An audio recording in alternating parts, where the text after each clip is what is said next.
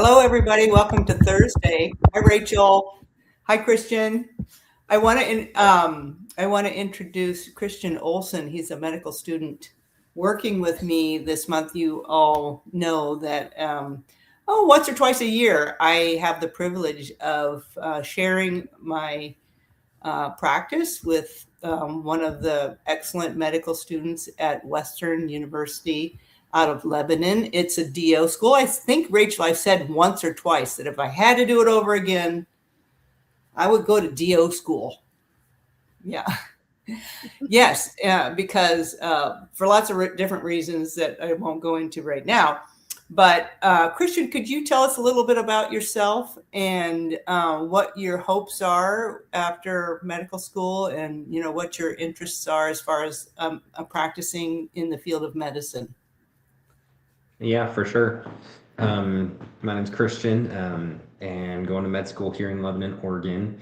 Um, Came into med school thinking I was going to be a surgeon, but deep down inside, I think I knew that wasn't for me. Back in college, I really started getting very interested in nutrition and diet and exercise and how important those things are to our overall health.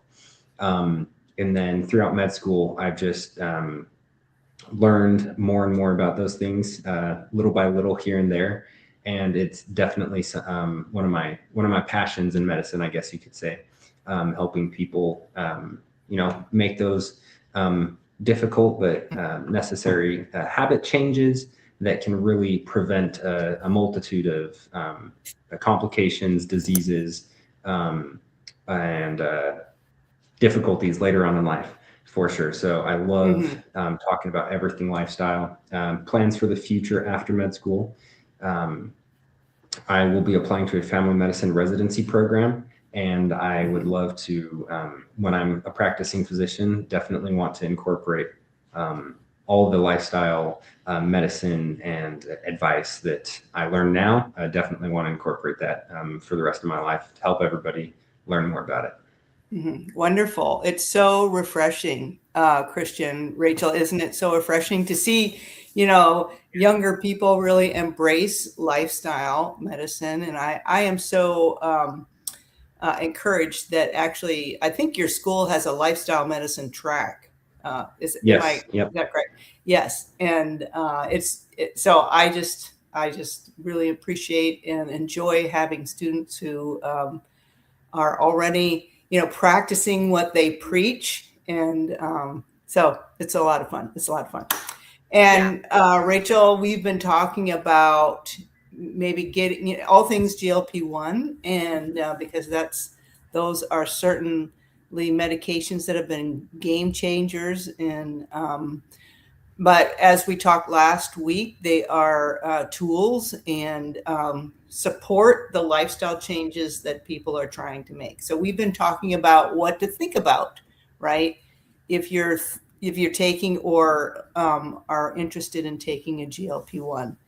Last week, I think we covered lots about expectation, you know, and right, that these aren't magic. That yeah. So yeah, and then this week I think we want to cover, how to think about muscle mass, right? Because I think out there, at least what I've seen over and over again in on social media is a concern about losing muscle mass, about losing lean body mass, and we know that anyway people lose weight, regardless of what diet they are on, they will lose muscle. There's an expected amount to lose, and that makes sense. That makes sense because if your body is doing less work by moving around less weight, you don't need as much muscle mass for that. And so your body's very efficient, and it will take the strings of amino acids that it made as muscle, and it'll say, "Hey, those aren't being used," and it will break those down again and reuse those, repurpose those in other areas of the body. Pretty magnificent way the body, I think, is designed. Yeah. Rachel, are you with us? Yeah, I'm here. Oh, okay. Okay. You're listening intently. Yeah. I'm listening intently. Yeah. Yeah. Jump in anytime here. So yeah.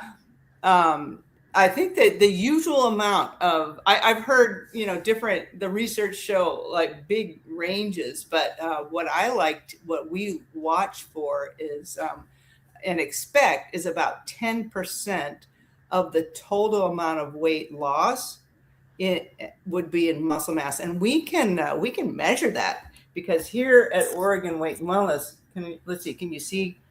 Yeah. Behind me. Oh, where's my fancy scale? Oh yeah, you can see a little bit of it. There's our fancy scale. It's a body composition machine analyzer, and it doesn't just measure height and weight. It measures muscle mass, fat mass, and water weight. So it's a pretty remarkable machine. Yeah. Yeah, and to just speak to that. Oh, sorry. Go ahead. I was just gonna say something real quick.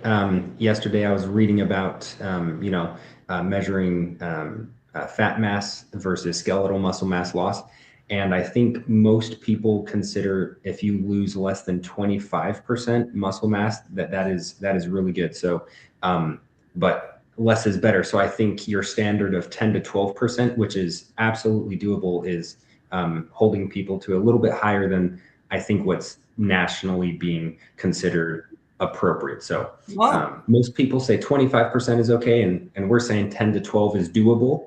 And so I think we're really doing good there.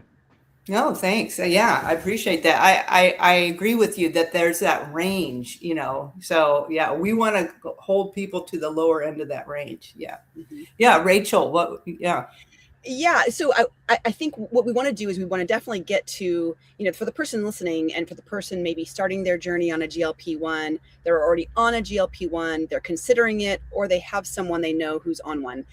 They're wondering, but how do I do that? Right? How do I maintain my lean muscle mass? So many people lose so much muscle. I don't want to do that. I know I'm only going to get older. I need to maintain skeletal muscle mass. I need strength and longevity. So we're going to get to that in a moment. I think we want to address that, and then also kind of remind people that that's what we do here at Oregon Weight and Wellness, right? That's part of what Dr. Julie Gilbert does as your physician, and what as a coach, what I'm helping you implement the strategies, the action, the how to do that. But I think speaking of the body composition scanner, I have to say that it's one of your patients, from what I hear when I'm coaching them, it's one of their favorite things that you have and that you provide as part of the service. You don't charge extra to your patients to do that. It's part of their visits. And it really helps them to understand the truth of what's going on. A single scale in your bathroom at home does not tell you everything. It's a single number, a single data point, and we don't really know what's actually going on in the body. And this weight loss journey can be frustrating and overwhelming, and highs and lows. And you might lose some weight, gain a little bit of weight, get on a plateau for a little while, specifically when your patients start to exercise more. And then they see the scale go up and they get scared. They get worried, they get nervous. And I had one just yesterday say, he's been going to the pool, he's been exercising more, he's been walking more, loving the way he's feeling, loving the way his body is doing, but the scale looked like some weight had gone up. And you were able to say, yes, but it was muscle. Yeah. What you put on was muscle, and you took off fat. And then now it's the truth about what's really going on, because the body changes so much through this weight loss journey. It's not a linear line. It's not a perfect just straight down. It kind of does some of this. Yes. And it's a lot of work your body's doing, a lot of stuff going on inside, at all the different levels.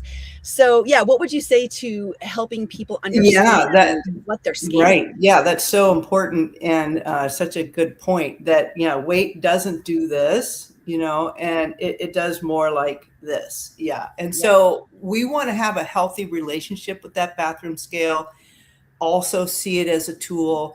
One of the things I talk about with people is the scale a friend or a foe?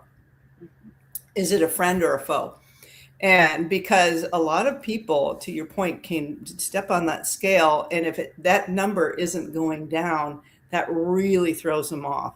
It can be, an emotional trigger, and it can lead to some of this all or none thinking, the black and white of it, like, well, I'm not losing weight, so forget about it, and they want to throw in the towel. And so we want to have that realistic and healthy relationship with the bathroom scale, understanding what, to your point, is that it doesn't tell a whole story. It shows, it's able to show trends over time, and that's about it, right? Yeah. It's useful, it's good information, but it's not the whole story. So it's so when people come here and they have, we don't just measure a weight number, we look at body composition, specifically muscle and fat mass. And then more specifically, not just fat mass, but visceral fat mass. So we're looking at several different ways to measure progress.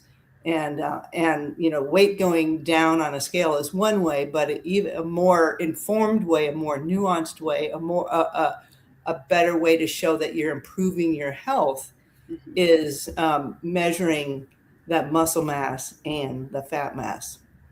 Yeah. And so how would the two of you respond, and how would you answer the question of why is it so important for me to maintain muscle? Why do I need to care about that and really eat for that? Like, why is it such a big deal? Because we hear a lot, right? It's protein, muscle. But what is going on there, and what's going to motivate the average person to be like, oh yeah, this is actually really important. I can't do this. It's not a question of should you do it, should you pay attention. It's imperative. It's imperative if you want results. But why? Yeah, why is muscle important? Christian, tell us why muscle is important. Well, muscle's muscle. You kind of need it. A thought I did have before I answer that question, though, is right. Some people worry about, like, oh, why do I need to worry so much about this muscle? And the answer is because you're taking a GLP-1, right? Dr. Gilbert always says it's a tool. It's not the end all be all. And so when you're using this tool, you need to realize that, as this tool decreases your need for energy, your body still needs that same amount of energy. Instead of getting it from your diet, what it does is it gets it from your fat and it gets it from your muscles. And so if you're not on a GLP-1 and you don't exercise, your body's like, well, I need a little bit of energy, but I ate some food today, so I can take it from there. And so your muscle loss is less. But if you're on a GLP-1 and you don't exercise and you don't think about it, the GLP-1 is going to speed up that process. So your muscle mass, you lose it faster. So when you're taking the GLP-1, you got to realize that your body still needs the same amount of energy. And so it's going to take it from where it can find it. And if we counteract that, if we combat that with a little bit increase in exercise, get that heart rate up, do some resistance training, really tell those muscles that they need to be strong, then those muscles will stay strong. And then we can really focus the weight loss where we want it to be, which is on those the excess fat. And then just to answer your question, muscles, they do everything. They help. Obviously, we use them to walk around, to move our bodies. They're how we move, but also they help push blood and help blood circulate throughout our body. The more we move, the more we help get blood through our body. They help stabilize joints. Strong muscles will stabilize joints, so not just tendons. And when you learn about the human body, it's really cool to learn about it in anatomy, where, oh, this is what the nerve does, and this is where the nerve goes, and oh, this is a blood vessel, and this is a muscle. But what is truly amazing is learning about all those things individually is really cool, but realizing that they are all together packed in our little bodies and underneath our skin, and they're all doing their job right next, smashed in together. There's nerves that are going through muscles. There's blood vessels that are going through muscles, and then the muscles are squeezing and moving the bones right around them. So it really is quite amazing. It is pretty fascinating. I love, very fascinating. Yeah, so muscle, agreed, is so important. And some people say muscle is the organ of longevity. You know, I ask this question, what's your most important organ in your body? And a lot of people say, oh, it's the heart, or oh, it's the brain. But guess what? It is your muscle as far as longevity is concerned.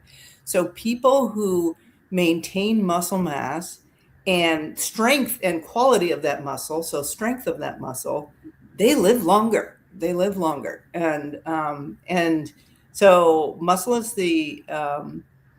muscle makes you live longer, and very important. And you know, we say that there is no, as far as protein, we have a storage form of glucose energy, a storage form of fat energy. Those are fat cells, but we don't have a storage form of muscle, of protein, let's just say, not muscle, but protein. We don't have a storage form of protein.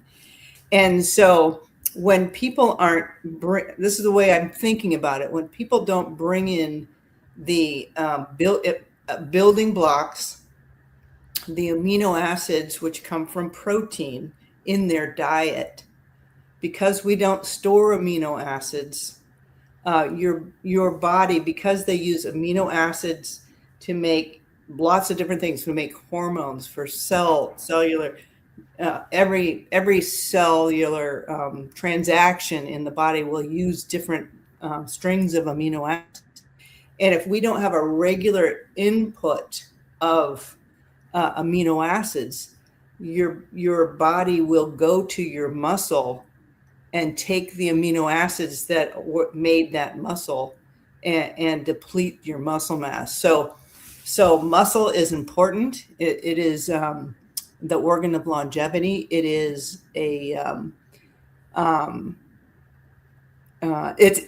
it's where it kind of can be thought of where you store the protein. If you don't bring it in on a regular basis, you will go there to get the amino acids that you need to run the cells in your body. So does that make sense to you? Did you? Yeah. I think that makes great sense, because it's starting to point to, what happens if we can answer the question, why do I need protein, or why do I need muscle? Why are they important? But then I think it's sometimes helpful to also ask the question, well, what happens if I don't? Yeah. Right? What if I just decide to not increase my protein or eat adequate protein? What if I decide to not exercise? Right. Yeah. Right. Exactly. So when we don't use our muscle, there are three different stimuli for muscle protein synthesis. When we're young, we have hormones that say to our body, make muscle, right? As we get older, those hormones wane. But so that's one. Hormones drive muscle protein synthesis, certain hormones. Secondly, taking in building blocks for muscle will help drive muscle mass, specifically the essential, there's especially leucine. And we've talked about this before. So, and you have to get a certain amount of protein in your diet to get enough of leucine, which is the amino acid that is the driver of muscle protein synthesis. So, so if I don't eat enough protein with enough leucine, I can't stimulate my body to make the muscle mass. And then the third stimulus is moving my muscle. So I need three things. I need those hormones, I need the building blocks, and I need stimulus from moving my muscle in order for my body to keep the muscle. And so if I don't do those things, bring in amino acids or move my muscle, it's such an expensive real estate item in the body. Your body won't keep it. Mm-hmm. Yeah. And when I'm hearing, especially like you mentioned the hormones, and so when we're younger, we have this great, great abundance of specific hormones that help tell our bodies build protein. But as we get older, that hormone decreases, and that kind of speaks to the fact that as we get older, we're not only losing lean muscle mass as part of the aging process, but it gets harder to build muscle and add muscle. So it's kind of like, and then, because it's kind of like several things are happening at one time here. We've got the average population, and certainly the average population of the people we work with are midlife, about, they're more probably late 30s, and then we've got a lot of 40s, 50s, 60s, and even 70s. Yeah. So these are the age groups that are already facing maybe some lean muscle mass, just because of age. So we've got that. And then it's potentially can be compounded with this GLP-1 that decreases overall appetite. And so if we're not preferentially choosing healthy, nutritious foods to nourish when we are hungry, then we're really suffering. We're malnourishing a body that's already, needing better nutrition as we age. So it's imperative. I mean, I'm not trying to speak in like hyperbole or any kind of fear thing here, but at the same time, we're not kidding. It's not right. This isn't like, you should probably eat more protein. It's big. And really the question is, what do you want to look like at the end of this health journey when you hit your goal weight? And I don't mean look like physically, although that too, but what do you want to be able to do? Most people say they want to play with their grandkids. They want to be able to go hike. They want to go biking. That's really what's driving this change, especially at this later age of life. And in order to do that, we've got to be strong enough, and we've got to have a bone structure and a body structure that can carry us through. That's right. Yeah, that's so true. Yeah. So you're absolutely right that as we age, we lose lean body mass. And as we age, we decrease our ability even to absorb protein from the food, from the gut. And so there are things we can do to help that absorption. Well, and then if you throw a GLP-1 on top of that, which diminishes appetite, then that's all the more reason to be very mindful of nutrient dense food. Because if you take a GLP-1 and then you eat crackers, you're not going to get healthier, right? Yeah. Right. So and you can bet, that you're going to lose muscle. So because you're not eating as much, what you eat is of great importance. So and that's what we do. That's really why we're talking about this, and that's what we do at Oregon Weight and Wellness. And as part of the team that surrounds you as you join us, that's top on your list as a physician to be tracking, to be watching, to be, checking food diaries, maybe to see where could we bump up the nutrition, what's needed, and then what are the healthy habits? How do we take these ideas? Okay, so I've got to be eating healthy, whole, real protein and enough of it. I've got to be doing my strength building exercises so that my body can use the protein I gave it to build and maintain muscle. How do I do that? I got to get up and go to work today. Right. And then that's where the coaching comes in. Okay, here's how we're going to look at your lifestyle. And Christian, I love that you mentioned lifestyle medicine. It's so encouraging what you said at the top of the show. It's so encouraging to hear, like Dr. Gilbert said, and to see someone excited about lifestyle medicine and bringing it to family practice or to the primary care provider office, because I'm a lifestyle medicine coach. That's what I'm trained as. Dr. Gilbert follows lifestyle medicine as well, and we believe in it so wholeheartedly. It's just so it's such a beautiful system, and the 6 pillars are easy enough to think about and to kind of manage. It's sleep, it's nutrition, it's exercise, connection, stress, and addiction. Risky substances. There we go. Good. So it's encouraging to hear you say that, Christian. I just wanted to comment on that. But that's what we do at Oregon Weight and Wellness. And so, Dr. Gilbert, what would you and Christian, would you add anything to what we were, before we kind of move forward? Would you add anything to what we were discussing there? I guess you guys pretty much covered it. Sorry, go ahead. Oh, yeah, you guys did a great job. Thanks. Yeah. So yeah, I was just thinking that, healthy nutrition is important for everybody, whether you're taking a GLP-1 or not. But I read this. It is so interesting, Rachel. So we get the Wall Street Journal. We change newspapers every once in a while. Right now we're getting the Wall Street Journal. It seems like every day there is a new article about GLP-1s. And so this most recent one was about how it is changing the face of the food industry. It's the statistic that it quoted, or I'm quoting from it, is that 1 in 10 Americans are taking a GLP-1. That was kind of mind-blowing to me. 1 in 10. That's a lot of people. That's a lot of people, and maybe not, and probably not all prescribed from a physician or a provider who has training in lifestyle medicine, right? And so, right. Yeah, and interestingly, it was talking about how some of the food industry has taken a little bit of a nosedive. And and how it's changed, and how they're trying to come back by throwing protein in everything. I mean, you see Cheez-Its with protein, or Cheerios. Just for the record, that's not what we're talking about.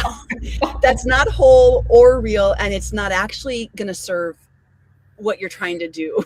And there's many reasons. If you're not sure why, and you don't understand why a protein packed Cheeto is the right choice, give us a call and we can help you. And it seems silly, and I don't mean to be poking fun, but it does look, from the average consumer, it looks like, oh, this is great. I can get protein from my coffee drink at Starbucks now, and I can get protein from my fish crackers.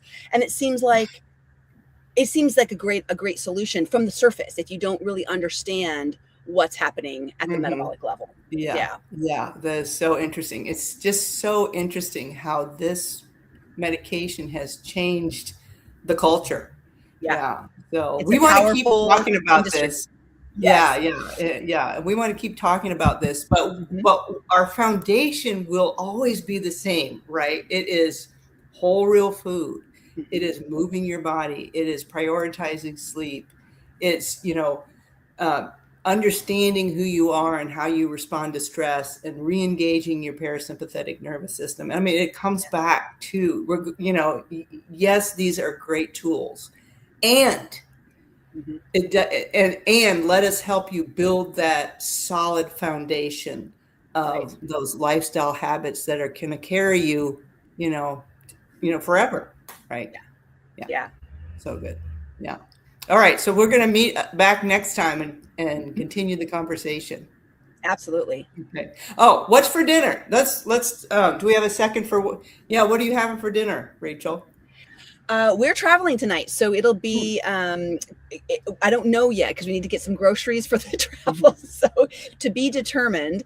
But the conversation is always great, because it always reminds me to think about my nutrition from a fresh light, right? Yeah. And it's, you can be focusing on your health for one day or for 20 years, and you still have to think about it every day.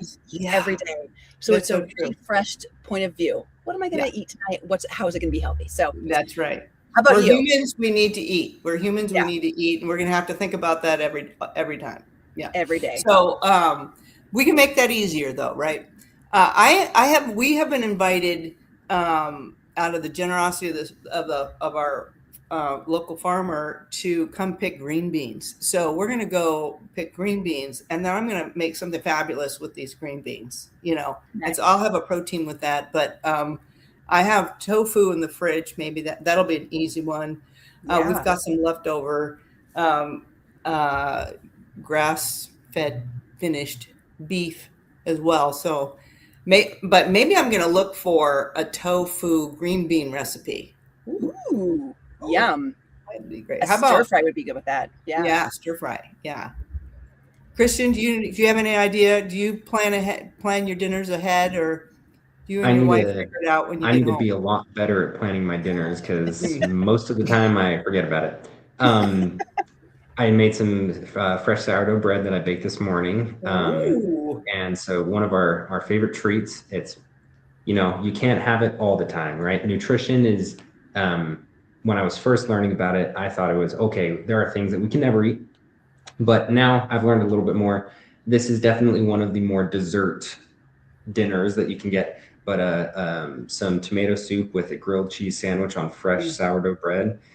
It's a treat. So we haven't had it for a while, so I guess this is my cheat day. But it's very Your treat tasty. day. It's your treat day. Treat day. There we go. Yeah, it's your treat day. That's Great. awesome. Yeah, we need those every once in a while, right?